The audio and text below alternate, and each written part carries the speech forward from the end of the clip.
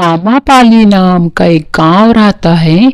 उस गांव में कालू डाकू का दहशत रहता था। वह कोई भी कालू डाकू से दुश्मनी नहीं लेता था। जो भी कालू डाकू के खिलाफ जाता था वह मारा जाता था। सरदार, हमारे पास अनाज की कमी हो रही है। हमें किसी गांव जाकर अनाज लूटना होगा कालू सरदार जी। हमने तो अभी अभी तिलकेजा गांव से अनाज लूटा था। वो सारे के सारे इतनी जल्दी कैसे खत्म हो सकते हैं? सरदार, हमारे पास जो जेबरा है वो बहुत अनाज खाता है। इसकी जगह आप घोड़े लाते तो वो कम अनाज खाते। इस जेबरा से हम बहुत परेशान हो गए हैं सरदार जी। ठीक है, अब ज्यादा मत बोलो। चलो सब हथियार पकड़ लो, पास के पहंदा गांव लूटते हैं। इसके बाद कालू डाकू अपने साथियों के साथ हथियार पकड़कर पहंदा गांव के लिए निकल जाते हैं। वे सब पहंदा पहुंचकर सब पंछियों को मारकर, पीटकर, डराकर अनाज लूट लेते हैं। रहम करो भैया, रहम करो प्रभु, हमारे साथ आप ऐसा अन्याय मत करो। अब हम क्या अपने बच्चों को कैसे पालेंगे, क्या खिलाएंगे? कालू डाकू किसी का भी नहीं सुनता। अपने साथियों के साथ सारा अनाज लूट कर ले जाता।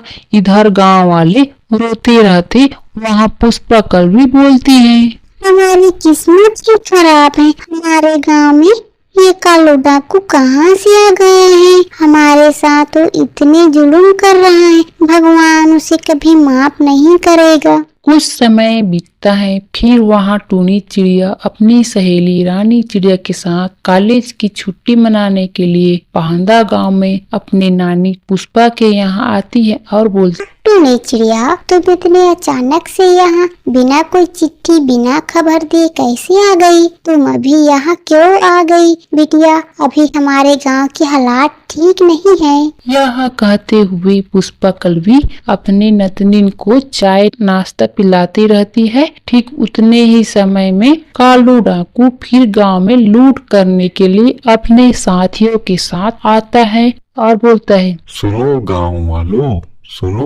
वालों, तुम सब अपने घर से थोड़ा थोड़ा अनाज निकाल कर यहाँ ले आओ, नहीं तो हम तुम्हारे घर का सारा अनाज जबरदस्ती उठा ले जाएंगे। नहीं कालू डाकू भैया, तुम ऐसा मत करो। तुम सारा अनाज ले जाते हो, फिर हमारे खाने के लिए कुछ नहीं बचता है। हटो, साथियों, गांव का सारा अनाज उठा लो। जो रोकेगा उसे मार गिराना।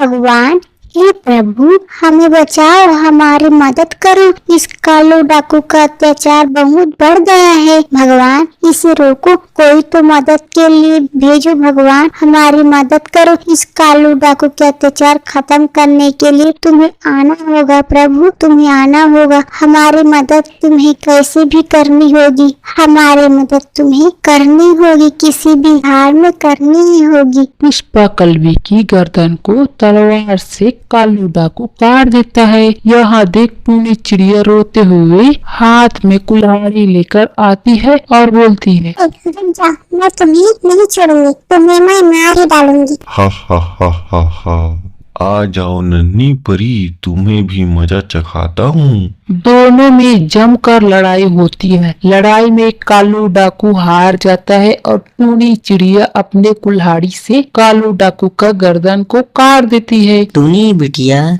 तुम अब शांत हो जाओ। तुम्हारी नानी का बलिदान बेकार नहीं हुआ है। उसकी बलिदानी से आज हमारा गांव इस कालू डाकू से आजाद हो गया है। इसके बाद टूनी चिड़िया और रानी चिड़िया वापस शहर चले जाते हैं। इधर गांव वाले भी कालू डाकू से आजाद होकर गांव में खुशी खुशी हराने लगते हैं और मिलजुल कर जिंदगी जीवन यापन करने लगते हैं।